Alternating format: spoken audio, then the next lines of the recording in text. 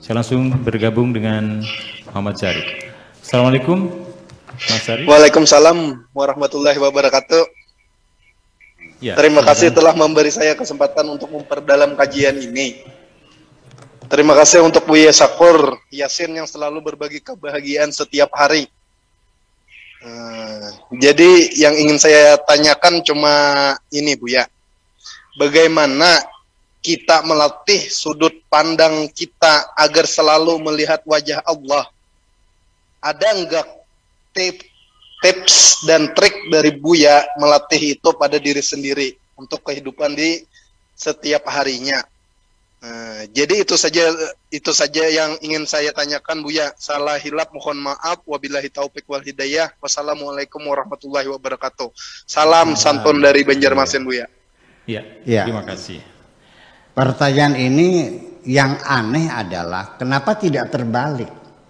Bagaimana cara supaya kita selalu melihat wajah Allah? Lah kenapa tidak melihat wajah Allah? Sekarang saya mau nanya kepada Pak Afkar lah. Yang engkau lihat apakah ranjangnya, apakah kolongnya? Yang terlihat ranjang apa kolong? Ranjangnya. Kolong ada enggak? Ada. Di mana? Bawah ranjang. Nah ketika ranjangnya diambil, kolongnya kemana perginya? Ngilang. Hilangnya kemana? Nggak tahu. Bisa disimpan enggak? Nggak bisa. Jadi kolong itu ada enggak?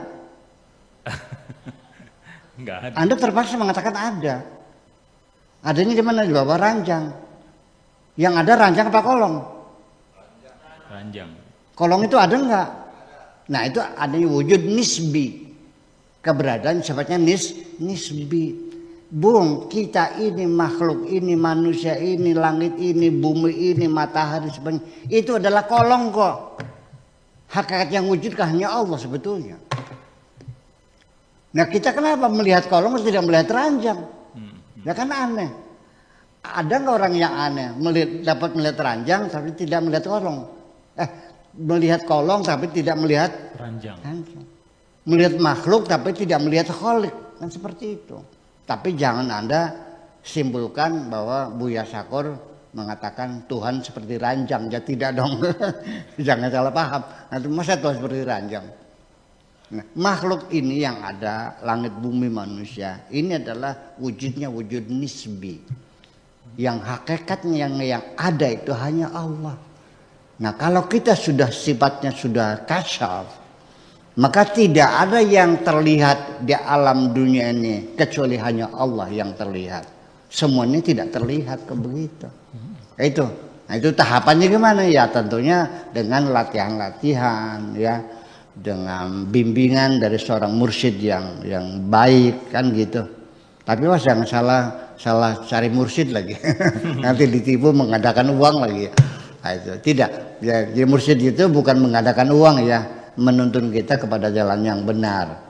Kalau sudah selesai mengadakan uang, cari merah delima, cari pedang samurai, cari apa lagi? Pring petuk. Pring petuk ya. Yang pedok, apalagi uang Brazil. Uang Brazil. Ya kan gila, kok bisa ya orang bisa tertipu begitu sampai miliar-miliar uang digandakan 1 miliar jadi 2 miliar. Apa iya? Nah itu makanya kita kembali lagi bisa nggak? Bisa. Ya kalau bisa sendiri silakan, kalau enggak ya cari guru lah, cari mursyid ya. Di mana adanya ya Anda cari sendiri. Saya tidak bisa merekomendasikan ya. Dan terus harus Anda ketahui saya juga bukan mursyid, bukan apa kok. Ya, kita mah bareng-bareng belajar benar aja lah. Saling menegur aja. Saya bukan mursyid ya, dan saya tidak bersedia dijadikan mursyid kok. Ya, kita bersahabat sajalah.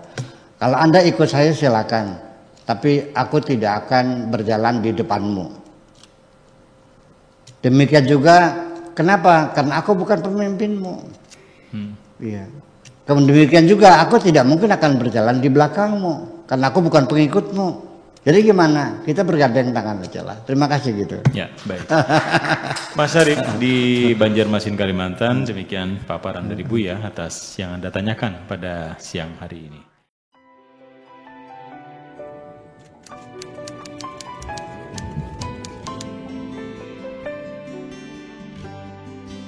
Aku hanya ingin berbagi kebahagiaan dan tidak menggurui siapapun. Terlalu sulit bagiku untuk menyalahkan siapapun.